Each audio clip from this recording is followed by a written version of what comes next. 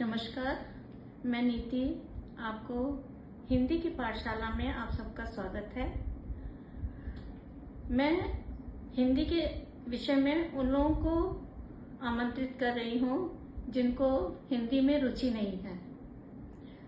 आशा है कि आप सब मेरे साथ जुड़कर और हिंदी को सरल भाषा में सीखकर हिंदी में रुचि पैदा कर सकते हैं। मैं प्रारंभ से ही हिंदी के विषय में आपको सरल तरीके से समझाने का प्रयास करूंगी ताकि आपको पुस्तकों की आवश्यकता न पड़े। आराम से आप जो दिन में या आसपास जो भी आप बोलते हैं, जो आप सुनते हैं, जो लिखते हैं, जो पढ़ते हैं, उन्हीं के माध्यम से आपको सरल तरीके से हिंदी जल्दी से जल्दी सिखाने में आपको सिखाने का प्रयास करूंगी। आज का हमारा विषय है भाषा। भाषा क्या होती है? जो हम ध्वनि के माध्यम से बोलते हैं, ध्वनि के माध्यम से जो भी बोलकर हम अपने भावों को प्रस्तुत करते हैं, वही भाषा है। ये संस्कृत का शब्द भाष शब्द से, भाष धातु शब्द से निकल के आया है, जिसका अर्थ होता है बोलना। हम चाहे किसी भी भाषा में बोलें, कुछ भी बोलें, उसकी अपनी एक निश्चित भाषा बनाई गई है, जिसको चाहे वो अंग्रेजी भाषा हो, चाहे हिंदी भाषा हो, चाहे विदेशी भाषा हो, कोई भी भाषा होती है, वो भाष शब्द से ही निकल करके आती है। अब प्रश्न ये उठता है कि हम भाषा का प्रयोग कैसे करते हैं। भाषा हम अपने मन के भावों को किसी न किसी माध्यम से तो अपने मन के भावों को प्रकट करेंगे। पहले प्राचीन काल में क्या होता था? लोग सांकेतिक भाषा का प्रयोग करते थे। संकेत के द्वारा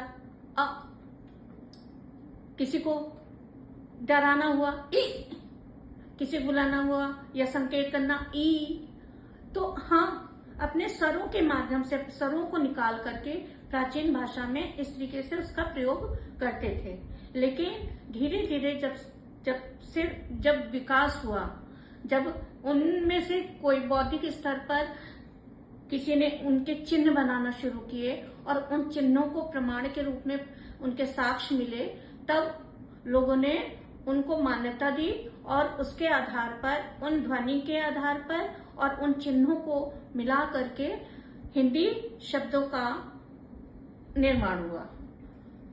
अब उस भाषा को नाम क्या दिया गया? सांकेतिक भाषा, यानी कि वो संकेतों के द्वारा थी। और आज भी सांकेतिक भाषा का प्रयोग किया जाता है। पहले तो हम सांकेतिक भाषा पे विचार करेंगे। आज का हमारा विषय सांकेतिक भाषा पे होगा। सांकेतिक भाषा संकेत के माध्यम से, पहले समय में जब अक्षर का विकास नहीं हुआ था, उस समय सिर्फ ध्वनि को निकाल कर ये अ ई उ, 3 वर्ण ही ऐसे होते थे, 3 अक्षर ही ऐसे होते थे जिनका प्रयोग करके वो अपने भावों को व्यक्त करते थे। लेकिन धीरे धीरे उन संकेतों का प्रयोग आज अनेक रूपों में देखा जाता है। आप अगर चिकित्सालय के तरफ जाएंगे, किसी हॉस्पिटल में जाएंगे, तो वहां प्लस का चिन्ह दिखाई देगा। कहीं खतरे वाली जगह पे जाते हैं तो क्रॉस करके चिन्ह बना दिया जाता है।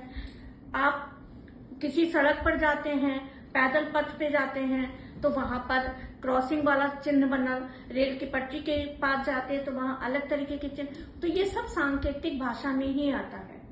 संकेत हम कई माध्यम से कर सकते हैं, अपने अंगों के द्वारा भी कर सकते हैं। जब क्रोध आता है तो क्या होता है? हम मुट्ठी कसने लगते हैं। कोई आता है, अभिवादन करते हैं तो हम हाथ जोड़ते हैं, हाथ जोड़ करके उसका अभिवादन करते हैं, हाथ मिलाकर अभिवादन करते हैं। तो इस तरीके से कई प्रकार के, जो कि हम उसमें बोलने का भी कोई आवश्यकता नहीं है और लिखने की भी आवश्यकता नहीं, सिर्फ संकेत के माध्यम से ही हम उसको अपने भावों को व्यक्त करते हैं। अब कुछ संकेत ऐसे होते हैं जैसे पंपलेट के द्वारा, विज्ञापनों के द्वारा संकेत आते हैं। आप टीवी पे देखते हो तो उसमें लिखित रूप में भी आता है संकेत, वो भी एक सांकेतिक भाषा है। लेकिन वो दो तरीके से होती है सांकेतिक भाषा, एक सुन करके और एक देख कर। सुनते जो हैं वो हम रेडियो, टेलीविजन, इन मोबाइल, इनके द्वारा हम संकेतों को सुनते हैं। लेकिन जो देखते हैं वो दीवारों पर पंपलेट के द्वारा, किसी चीज का चित्र बना हुआ होता है, उसके माध्यम से हम उन संकेतों की जानकारी लेते हैं और वो भाषा कहलाएगी सांकेतिक भाषा। तो आशा है कि आपको ये थोड़ी सी बात मेरी आपको अच्छी तरह समझ आ गई होगी। तो इस पे आप अपनी प्रतिक्रिया अवश्य दें कि समझ में आई या अभी नहीं आई और समझाने की आवश्यकता है। धन्यवाद।